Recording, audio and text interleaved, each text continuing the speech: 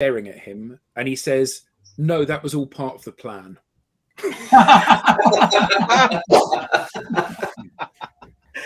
Oh, always a corker. Good morning, everyone, and welcome to another edition of the Digital Download. This week, we're going to talk about how to understand those you communicate with and effectively communicate in the way that they need to receive information.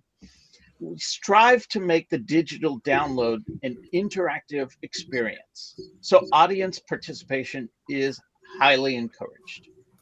But first, let's go around and have some introductions. Tim, would you kick us off? Yes, thank you. Thank you, Rob. My name is Tim Hughes, and I'm the CEO and co-founder of DLA Ignite. Based in London, I am. Excellent. It's a bit like Will I Am. Yes. Adam. I'm also co-founder of DLA Ignite, but I'm not CEO. So I'm Tim's business partner, and I'm based outside of London. Excellent. Thank you. Lenwood. Hello, I'm Lenwood Ross. I'm the founder and CEO of Accelerate. I'm based in New York City and a partner of DLA Ignite. Jensen. Hi, I'm Jensen Abbott. I work for Supero and I'm a proud partner of DLA Ignite. Welcome, Jensen. Good to see you making a regular habit of this. Thank you for having me. A regular Abbott of this. Alex. Hello, folks. Alex Abbott, founder of Supero, based outside of London in a little town called Leighton Buzzard in Bedfordshire in the UK, and also a proud partner of DLA Ignite. Excellent. Well, is that name like from the Middle Ages? Because you guys got old Leighton Buzzard. Leighton Buzzard. Sounds better in an English accent, though.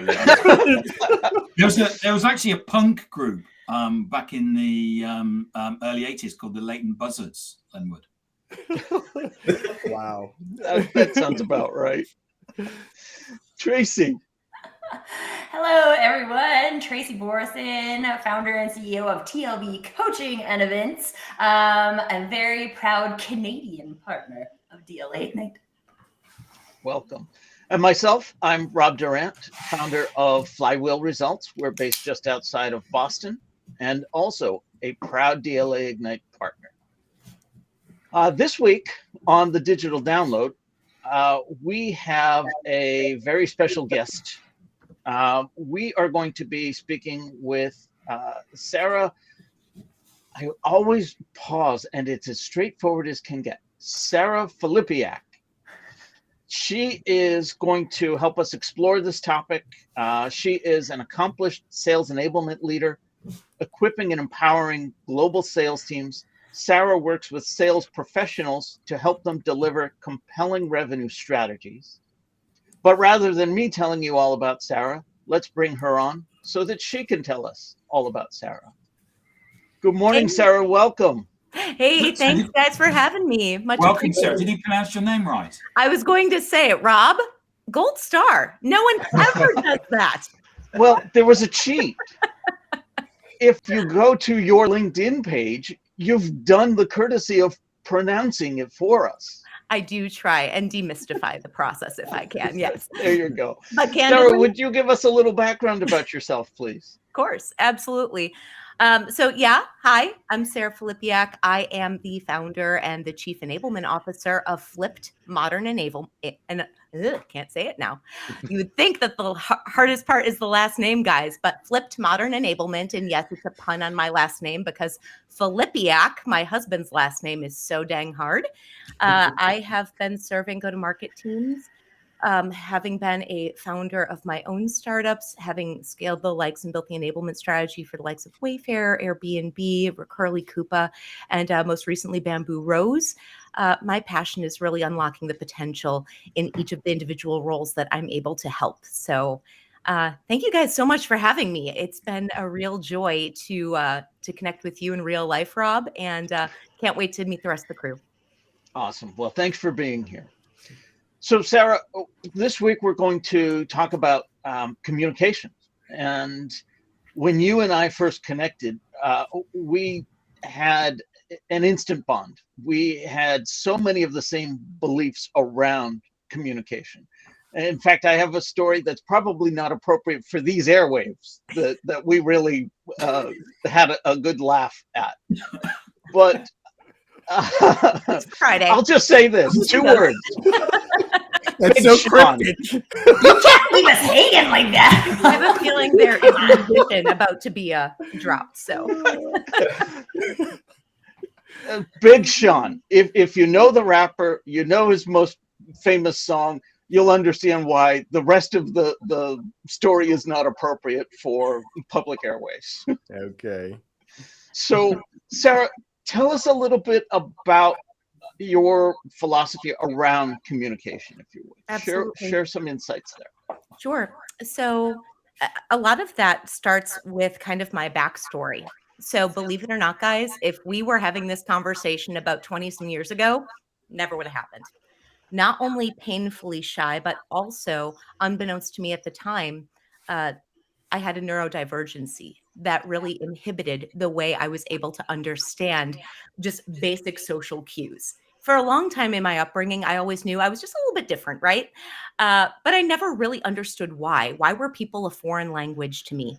Fast forward, I go into college for all things, especially as a Midwestern girl, painfully shy, so much so I would eat lunch in a bathroom stall in high school. True story. What in the world am I doing singing opera, by the way? No clue.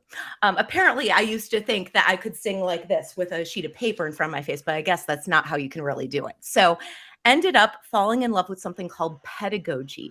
Anyone ever heard the term before? Sure. Really? I have never heard of someone that has actually understood the term pedagogy. So, Can I share a quick story about that term? go for it.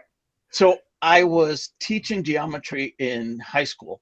I had transitioned from industry to education, and I'm in a room full of teachers in our meeting. And for a month, I've been hearing that word and hearing that word. I finally got up in the middle of the meeting, walked to the corner of the room where there are shelves of dictionaries, looked up the word, and found out, oh, it's the art and science of teaching. Guys, why didn't you just say that? Sorry, go on. No. And it's true. So pedagogy stems from the original Greek term. If you remember from Greek, if you've ever taken Greek history, so the agoge, that is meant to be the basically the collective of scholars, and where they would actually, so they believed that education wasn't just what we would consider this day and age. I'm going to sit in a classroom and I'm going to talk at you for the next 8 hours of the day. That's just not what modern education, in my opinion, not necessarily the most effective thing. So pedagogy is the science, the understanding, the unique way of how an individual learner thinks, acts, behaves, motivates, and shapes curricula unique to that individual. So think of it like, yes, education, but also psychology as well as communications, and kind of bundle all of that together. So that's what I ended up studying in college. I became fascinated. I accidentally stumbled into it because it was one of my electives in college. And I thought to myself, wow, okay. For the longest time, I thought, A, I'm weird. B, I didn't know that I was necessarily intelligent. And it took an awful lot for me to kind of go through that process and demystify, well, if I feel unique about the way that I experience the world through my 2 eyeballs, because I've never looked out of anybody else's eyeballs other than my own, maybe other people feel the same way. Maybe other people feel that they don't necessarily understand all of what it takes to unlock their uniqueness, their unique voice, their potential. So fast forward a little bit, opera singing pedagogue in the middle of very rural Midwest. Not a lot of people knew what to do with that. So naturally, I accidentally stumbled into sales, and it changed the trajectory of my career, having now done that for about 20 years. So that's my backstory. Awesome. Thank you for that. You're welcome. So communication. Aren't we all just listening for our own turn to speak?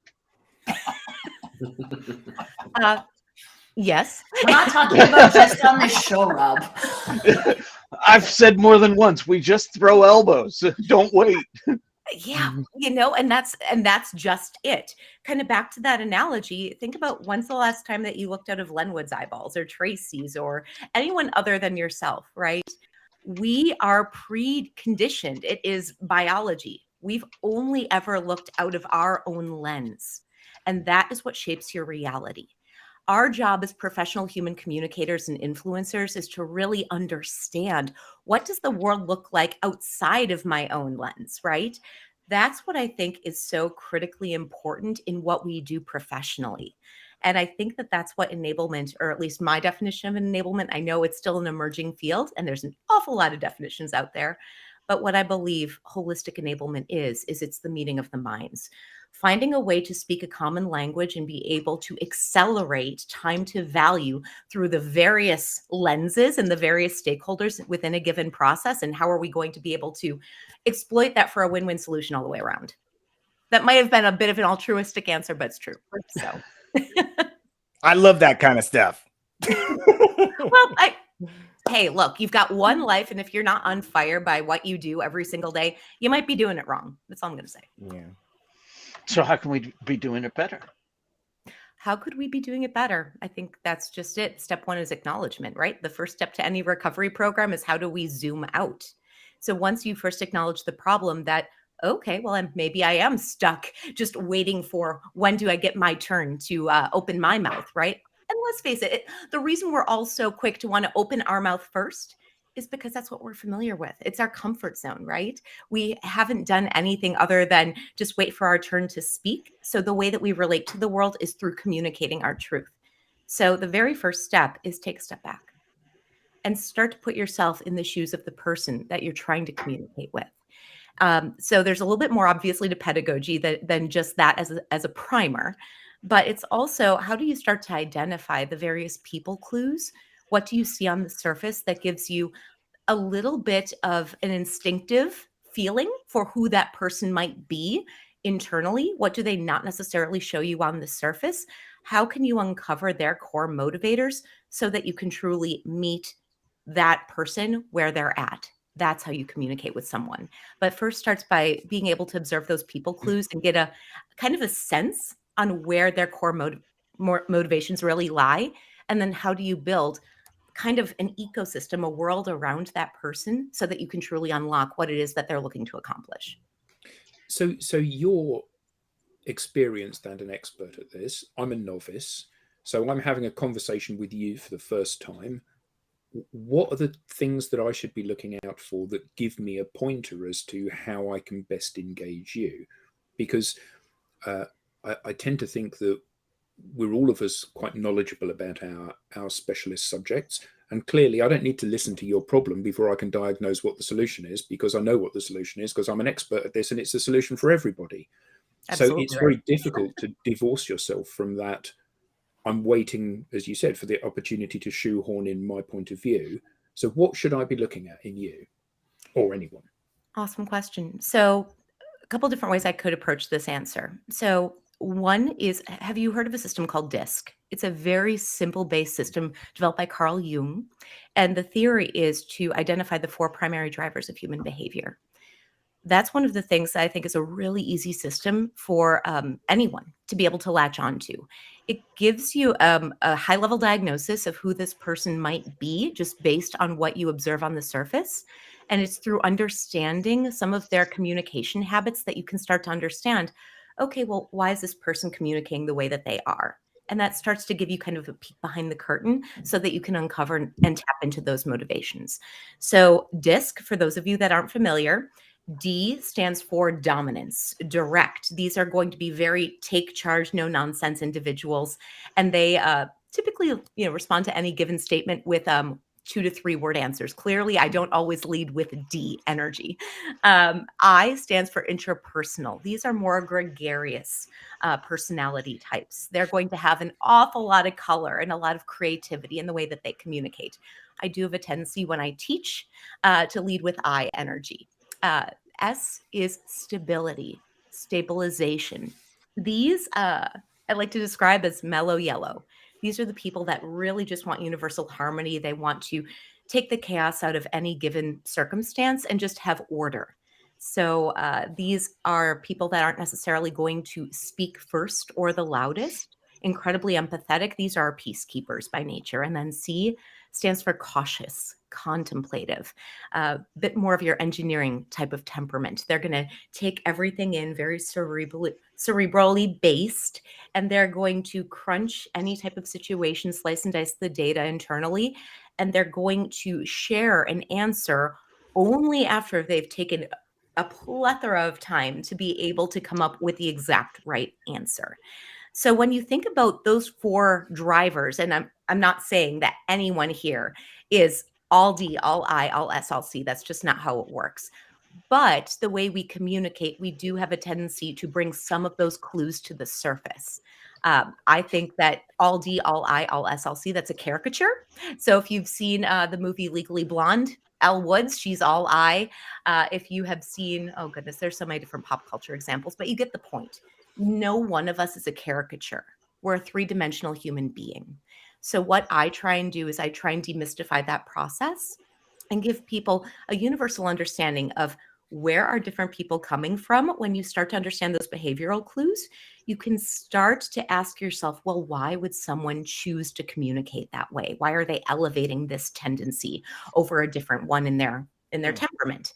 And when you understand those core motivators, that's truly where you can forge a path where you're lowering someone's guard. You're earning the trust. You're coming from a place of contribution. The second part of the answer I wanted to give you, Adam, is it's really abandoning your own agenda. The minute you start thinking that, hey, I'm a salesperson and clearly I know exactly what it is that you need and you'd be a fool not to buy from me. That's very I, me. I've looked only out of my own 2 eyeballs energy. When we do that, the guard shoots right up.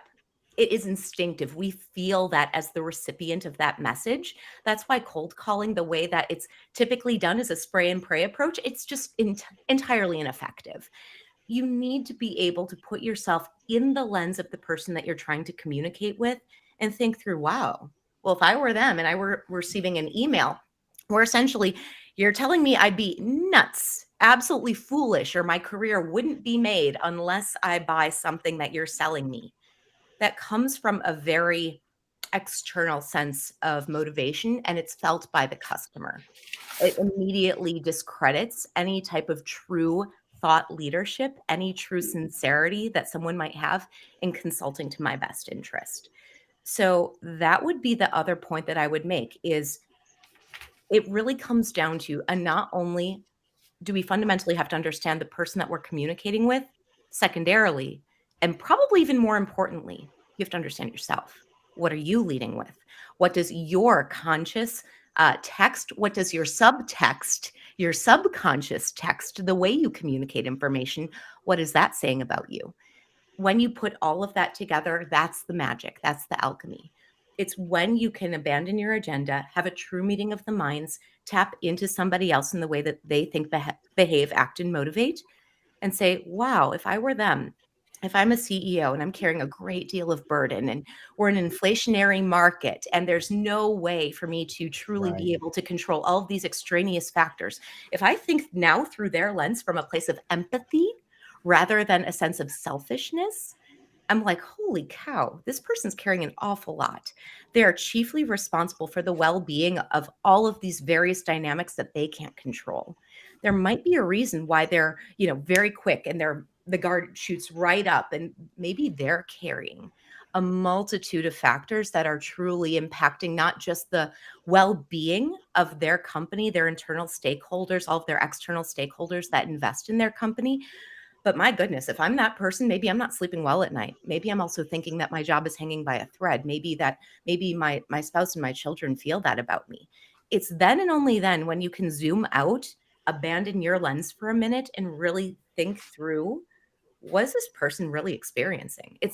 This is why when I'm asked to build a persona matrix, I've got to be honest with you, it's kind of a self-serving tool, in my opinion.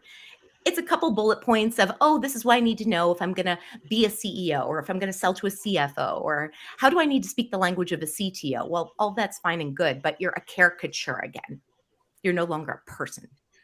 We need to put the person back in persona. You said something really interesting then about how you have to abandon your own agenda in order to really listen to what somebody's saying.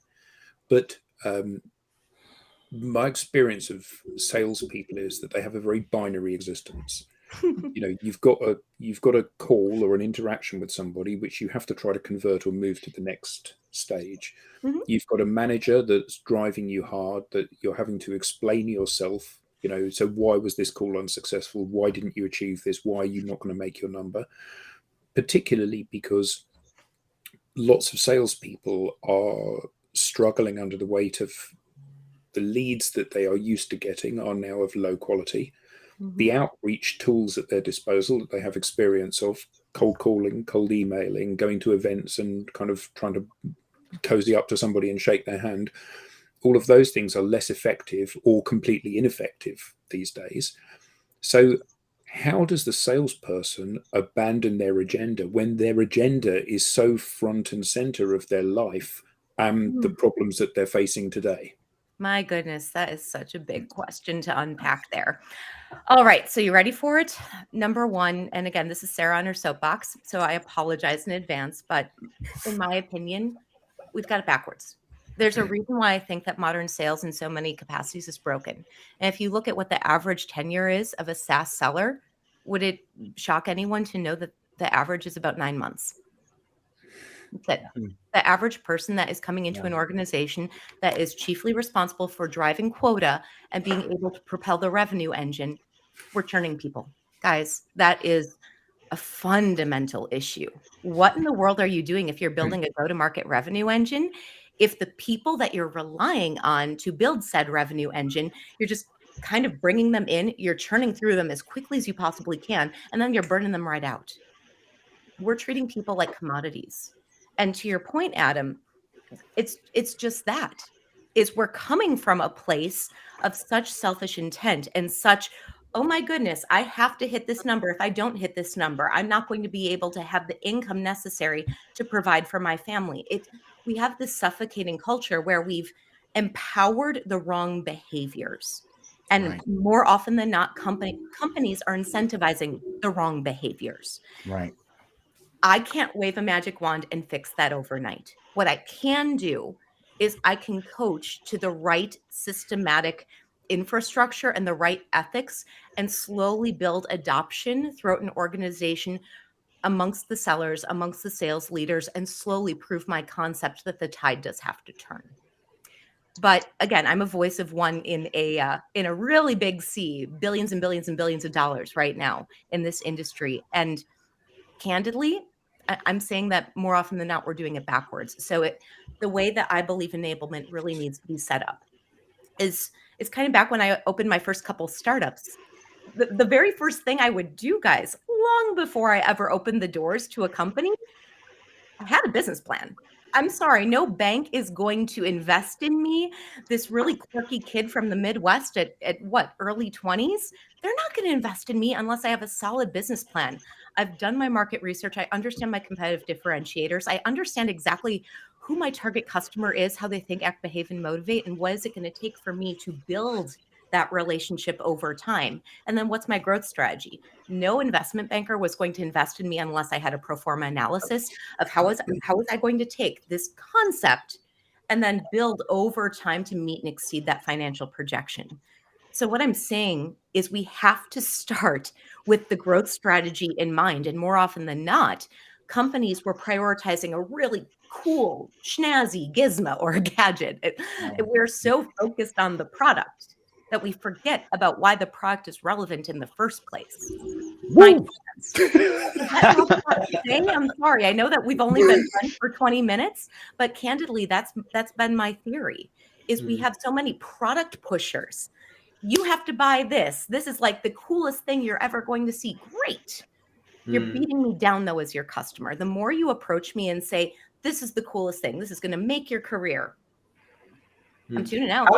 How if I've got a question.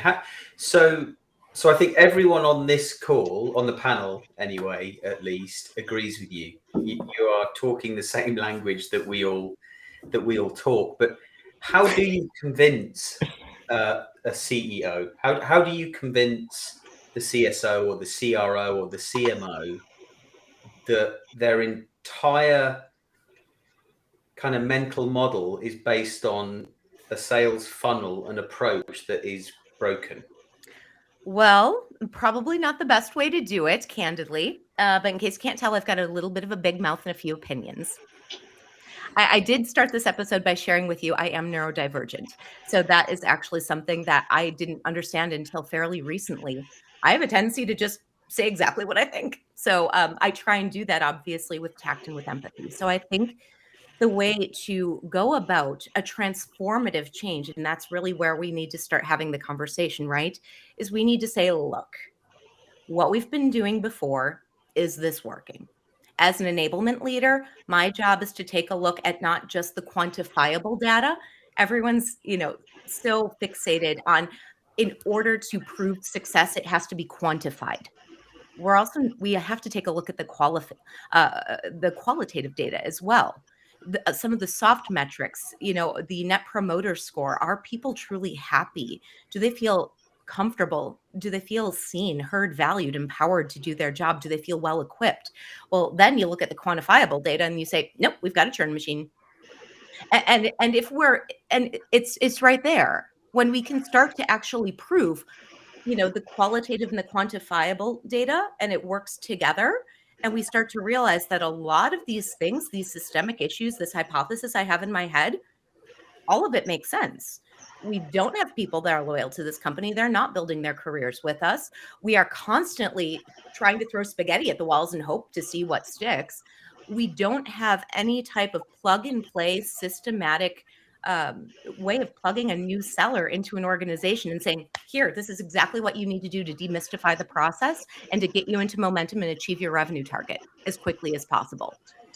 So when you are able to go to a CMO, a CFO, and you can just say that, hey, a lot of these behaviors, look, I'm here on the job. Candidly, I'm only 30 days on the job at my new role.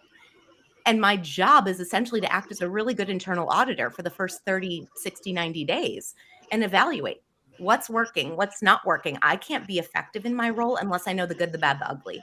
So I'm trying to peel back all of the layers to really understand what is working well for this company and what's potentially holding them back. You bring those hypotheses. You make sure that you're gaining favor and that you're actually seeing and hearing the people that you're looking to build favor with.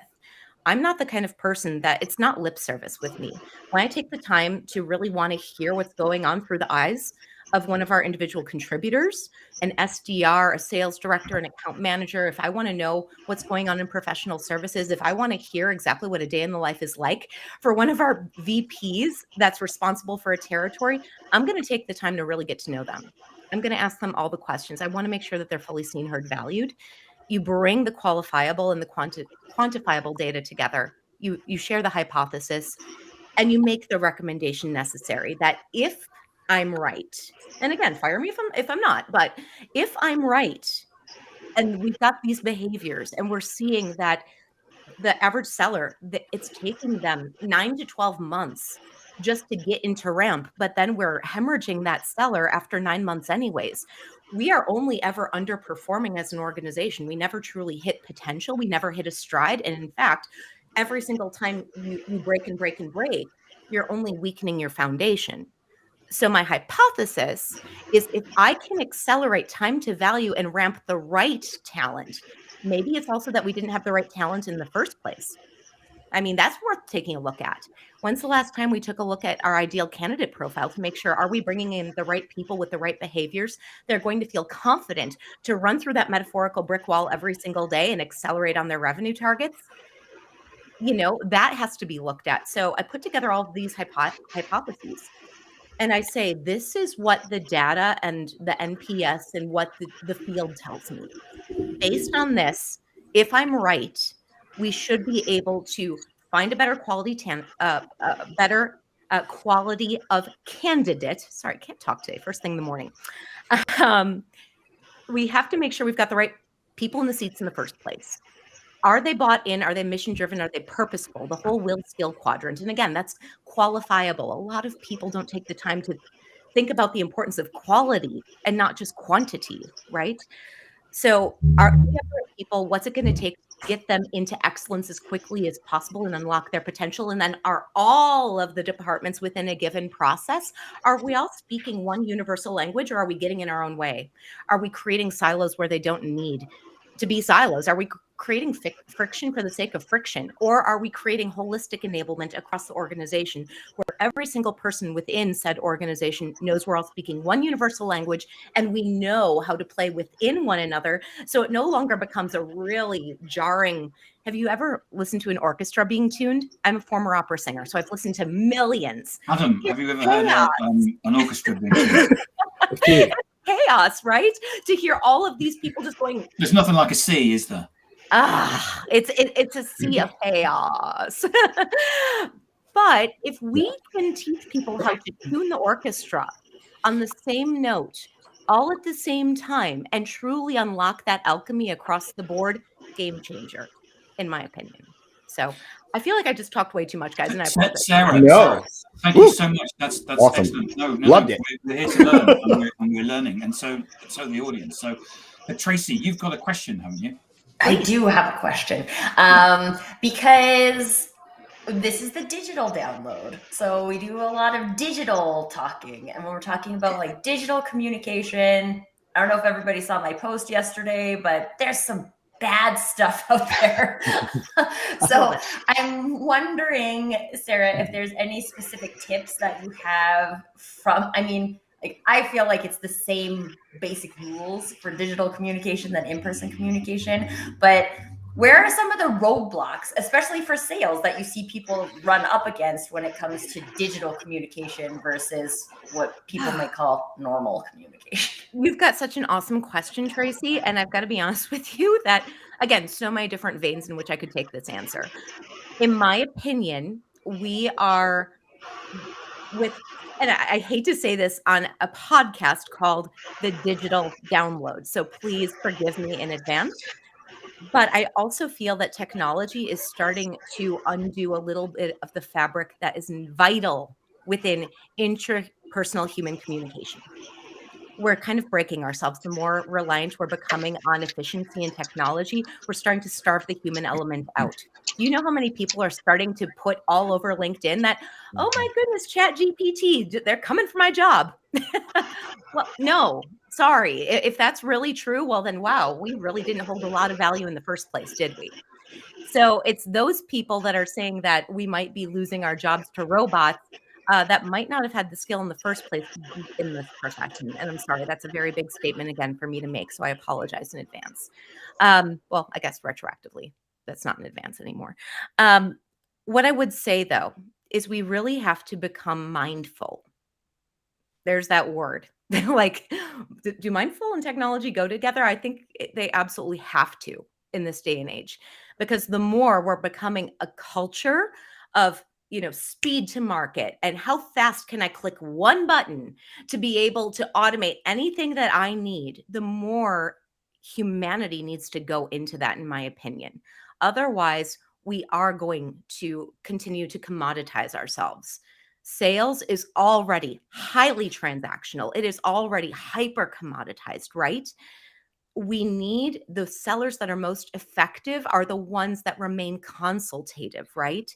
It's those that are able to zoom out of your own lens, zoom into what the need is of the company, the person, the collective of people, because let's face it, we're not just selling to one person anymore, are we? We're selling to a collection of individuals with all different thoughts, behaviors, motivations for wanting to take action or not take action on something. Inaction is a choice as well.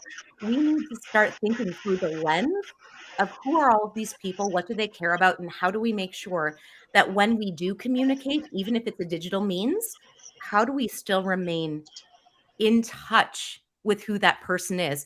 If you know me, you'll know that a lot of the way I choose to communicate, I use technology as a way to remain human, to remain three-dimensional. If COVID taught us anything, I think it taught us a lot. We immediately became locked and siloed ourselves within the confines of our own home. We had to rely on technology as a way to keep the world running, keep our companies running, right? But so much of that came at a cost, and we lost that connection with one another. So I think one of the ways that I choose to communicate is I leverage as much three-dimensional product as I possibly can. I leverage video. I leverage voice text. I find ways so that people can still hear the nuance in which I'm choosing to communicate, because I think that words hold so much power, but content without context is garbage. And what an awful lot of black and white text is a whole bunch of content. But how many times have we been lost in communication because we've read a whole bunch of words in an email and we immediately misinterpret the tone? We immediately think, "Oop," angsties go right up, guard shoots right up, and then immediately we break down the communication, right? Great communication is a meeting of the minds where you lower that guard and you find that common ground. You have to do that by remaining human, in my opinion. So before you're quick to automate something and just push a button and, that's it, never have to touch this lead again, which I think a lot of people do. No offense. Sales Loft, Outreach, there's so many different great cadencing tools out there to connect with people en masse. They're not great cadencing tools. They are the bane of our life, and they put barriers between seller and buyer. Okay, what I'll say is from an efficiency standpoint. I understand. I would push back on that as well, because efficiency is measured not by how many tasks you can undertake and complete, but on the result that you get. Exactly. The problem How much with closer sales it gets to and target. all of this stuff is that the very thing you're talking about, the human interaction, the building the trust, the building the relationship, the meeting of minds, all of that goes out of the window because you end up getting an email from me which says, just bouncing this to the top of your inbox.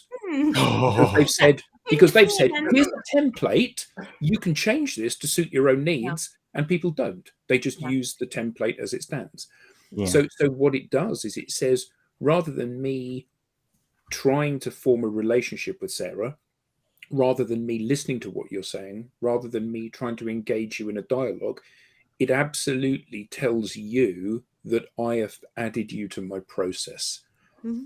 So for us, we see sales tech in all of its forms, whether that's something which scrapes email addresses from LinkedIn, or something which automates, or something which analyzes the words that you use, like GOM, or something that is any one of these outreach tools, including outreach, but not limited to outreach.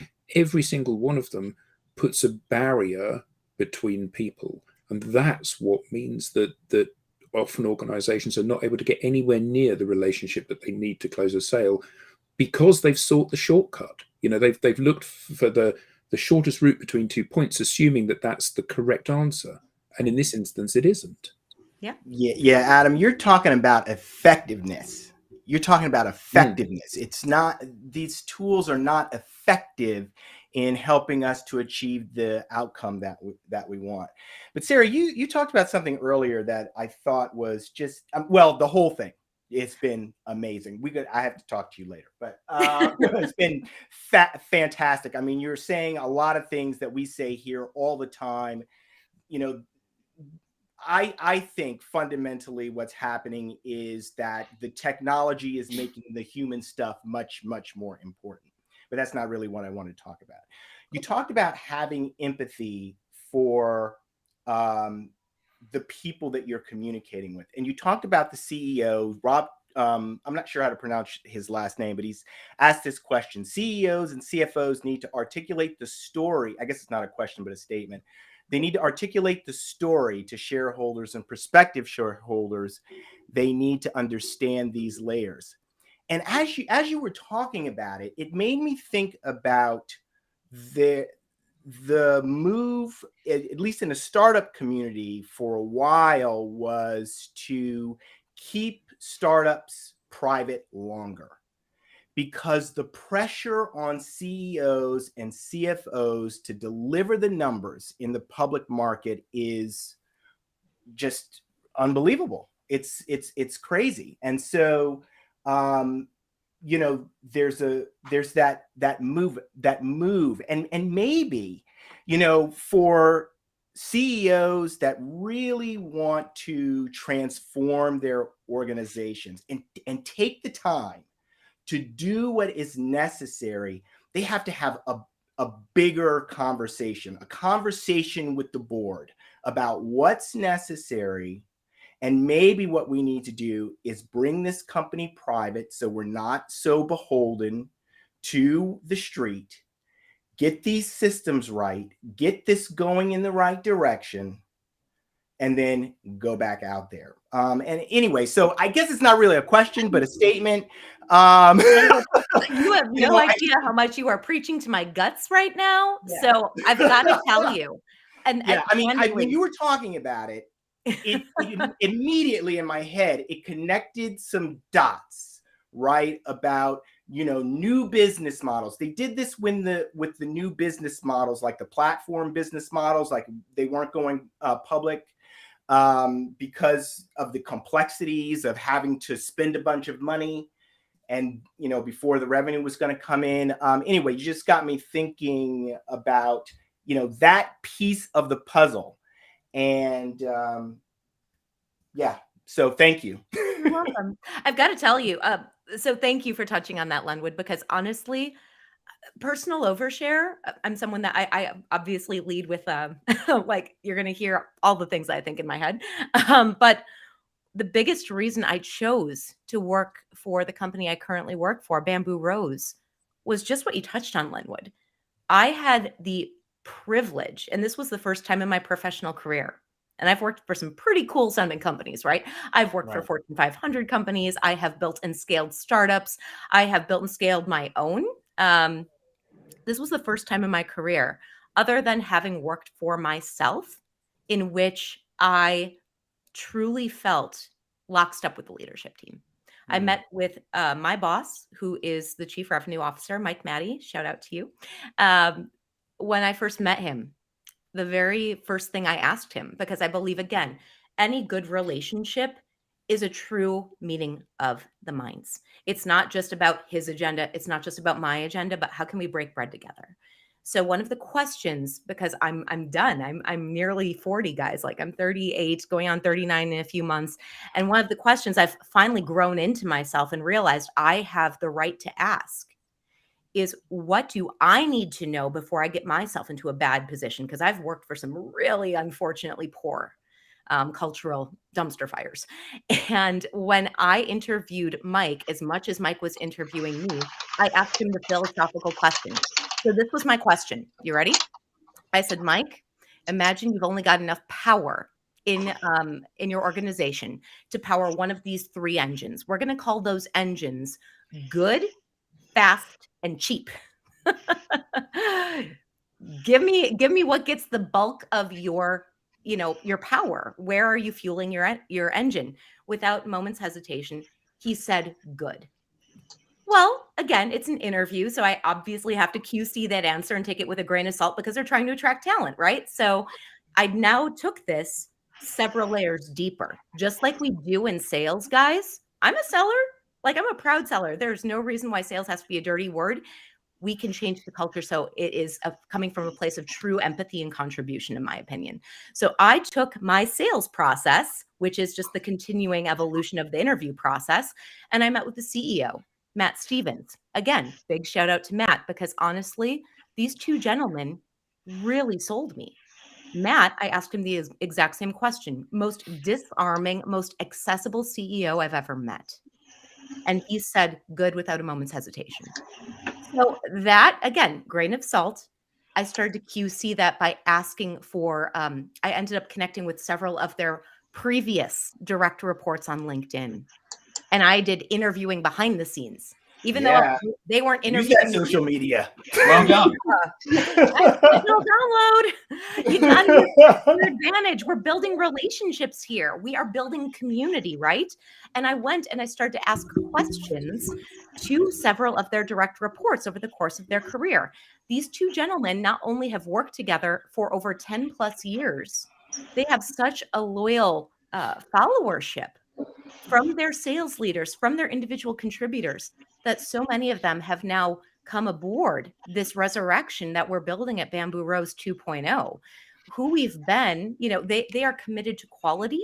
And these are gentlemen that have really attracted some really exceptional talent. And we're truly, I think, invested in building something bigger than any one individual. We are truly looking to build something of extraordinary delivery to our end consumers and the stakeholders that rely. And I think that that's one of the things we need to start remembering, guys. We're not selling a product. We are truly building a long-term solution that is going to pay dividends if our theory proves to be correct. Because isn't that what selling is we're selling a theory? We have some use cases. We've got some white papers, but we're selling theoretical change. And change is hard. What we're doing is we're trying to ask people to have a little bit of faith in us, to trust us, let us, a little bit behind the curtain of their business, show us all the good, the bad, and the ugly so that we can truly affect positive change for the long-term longevity of their success and build that long-term sticky relationship where we're not a salesperson anymore. We're a trusted advisor. We're a strategic partner in perpetuity. But you're not going to have any of that unless you truly take the time to care about quality, care about something of greater significance, way beyond yourself, way beyond your commission, way beyond the revenue, way beyond the quota. It really has to be, my goodness, am I on fire kind of inspired? Because I know what this is going to do for your business. If I'm right, please trust me enough to allow me to help you get there. So I want to bring in some comments from the audience, and audience, thank you very much for sharing. From Anna Maria. It's going ballistic, Rob. Pardon? It's going ballistic. Or is that an English? It absolutely is. He's preaching to the guts. Yeah. You got one life. If you're not passionate about what you do, what in the heck are you doing? I'm writing that down, Sarah. Yeah, appreciate you. Anna Maria shares, I reframe sales as helping people getting to things they really need. It is a shift. And we have from Robert Matson, don't sell me features, show me how you'll make my life better. There's one more I wanted to come back to. This was from earlier. Rob Turl had actually asked a question as we were maybe say debating the validity of automation tools. Rob's question was, digital marketing focus on transactional sales, low touch, whereas solution sales still needs human relationships. What do we think about that? So I think we got a little bit off topic from where I was going to. I'm sorry, I'm a long-winded talker, guys. To put a button on this, and feel free to disagree with me, how I leverage technology, originally to Tracy's question, which thank you again, by the way. I think that we can utilize tools where a lot of people think they're used as transactional tools. We can actually use those for greater significance than I think we're currently leveraging. Case in point, just about a week and a half ago, we started to roll out outreach in my company. We were not using a cadencing tool. Heck, our company wasn't even going outbound before. So one of the things that a lot of these sellers that hadn't engaged with the software before, they didn't realize they can touch an account once, personalize every single step ahead of deploying it. So it's not just a spray and pray cold email. They've actually taken the time to customize each step of that cadencing process up until such time as we've finally established rapport. So cadencing tools, I think, can be effective if done the right way. if you take the time to touch an account, touch it once from an efficiency standpoint, but really get to know who is the person that you're going to be trying to connect with. Get to know them as closely as you can. This is where you can leverage technology for the greater good. You can go to LinkedIn, you can hear how someone talks about themselves in their own words. How do they care about the world? What are they posting about? What kind of contribution and impact are they looking to leverage with this one voice and this one presence that they've got, right? I think that there's a way that you can look at who that person is, understand who are they, who is their consumer, their community that they're building around themselves, and then come from a place of contribution. As you're building your outreach cadence or sales loft or whichever tool you want to use, you can find a way to say, wow, I got to tell you, I read an article about you in Forbes magazine that just really shifted the way that I think. And I'm actually talking about this on my post today. How do you build genuine connection with someone from cold outreach? Because you can show that I have a meeting of the minds with you. We might never have met before, but I'd be honored if you'd indulge me in a conversation. And I used to say back when I was cold calling, look, yes, I'll be completely transparent that on paper I might have an agenda, but I promise you that's not what I'm leading with. And if you'll allow me, I have an idea that, if right, could put you in such a significantly better place than what you might be able to do by what you're doing today, that if you'll allow me to just give me a few moments, I'm not looking for a lot. I'd love the opportunity to connect with you because I believe in who you are, because I see how much you care about X, Y, and Z thing. And I don't want you to say that from a place of, oh, I'm trying to find value for the sake of finding value. Mean it. I've got a pretty strong BS meter. You want to make sure that when you say something, say it with genuine intent. So when I used to cold call, I used to say, look, I understand. I used to actually help, and I built a pretty successful real estate company at one point. And I used to say when I was cold calling for sale by owners, look, I understand you don't want to work with a broker. I understand that you probably want the most money in your pocket, not mine, yours, because you're counting on that. You're counting on that to get you to wherever it is that you're looking to move to. Upsize, downsize, help your kids go to college. All these great things that unfortunately we don't have in America. Wouldn't universal healthcare and education be wonderful? But Sarah on her soapbox again. All these things that they're counting on that livelihood of that real estate investment to actually pay dividends in somebody's future.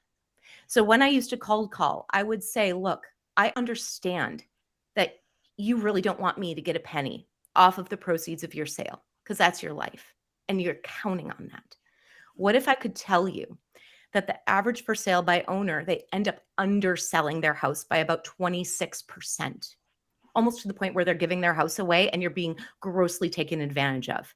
If I could reframe your thinking and show you a way that not only can I help put a lot more money in your pocket, not mine, yours, and I can also show you how I don't make a single dime unless I prove the value of my work. So I'm guaranteeing the quality you're going to receive. And you don't take a single thing. You don't accept a dang offer unless it's an offer that you like. Would you be willing to meet with me for 5 minutes where I can just show you a little bit of information that you might not have considered before you give your house away? And that's what I do. I think that there's a way that you can come from a place of significant contribution and empathy, where when you build that outbound cadence, you can start to provoke thought leadership in a very sincere, empathetic way, where you are not looking to take advantage of someone. And it's not just, hi, pinging this back to the top of your inbox. Hi, me again. Whack-a-mole, whack-a-mole. What's the quote again, Rob? Sarah, I've got a question for you. You know, Sean. it goes back to mindset. You talked about that early. You know, what's the mindset of the person when they're, engaging the person that they're attempting to sell to? I have found that taking a co-creation approach or a partnering approach is a great way to put yourself in the frame of mind. And really what got me thinking about that was a conversation I was having with Ed Morrison. And Ed Morrison is a collaboration and innovation expert. And what he said to me is, none of us have lived in a time such as this. We've never lived after a pandemic. We've never had AI before. So articulating to someone that you have the solution based on an environment that we've never lived in, it just rings as, disingenuous. Right. Okay. So when we talk about creating something to adapt to this current environment together, it tends to put people in a different frame. When you frame it like it's like the reframing, you talked about that, reframing things. So they're seeing things from a different perspective, I think can be helpful. I completely agree with you. Sarah, I've got a question for you. And thank you for your comment about going around and talking to people behind when you're going for an interview. That's going to appear in a blog of mine that's coming soon. So I've got a question for you, which is kind of, we've got Jensen with us. Jensen's 22, right? And isn't talking for old people. All this talking on phones. I mean, it's what old people do. It's not how we communicate nowadays. What do you think, Jensen? Do you talk to people? Yes, I do. Funnily enough. Via Snapchat. Well, At some point, you're going to have to end up opening the mouth. Yes, you might be doing an awful lot of email, a lot of emojis, a lot of texting, but I guarantee you. So communication has changed, though, hasn't it, over the last 20 years? Absolutely. And I think that that's just it. One of the things that I was actually provoking amongst the sellers that I help at Bamboo Rose, I was asking them a question just a week ago, as we were starting to think through who our top 10 persona profiles are. And again, there's that asterisk. We need to make sure we're keeping person inside persona. Sarah off her soapbox. One of the key questions I asked on that is, who is this person? If you're communicating with a CFO, how do they like to be communicated with? When's the last time we asked ourselves that? Why are we just creating a generic outreach sequence for the sake of everyone needs to be communicated with the exact same way? That's not how it works. If you think through the lens of who that person is and, what is their age? Maybe of a different generation, they do prefer a text message. Maybe they do prefer a quick little video email from me rather than me just giving them a call on the phone, because you're exactly right. Different people think differently. And I think that we need to zoom out again, get out of our own lens, get into somebody else's and ask, who is this person? And how do they wish to be communicated with? I've got a question as well. Please, Jensen. So kind of,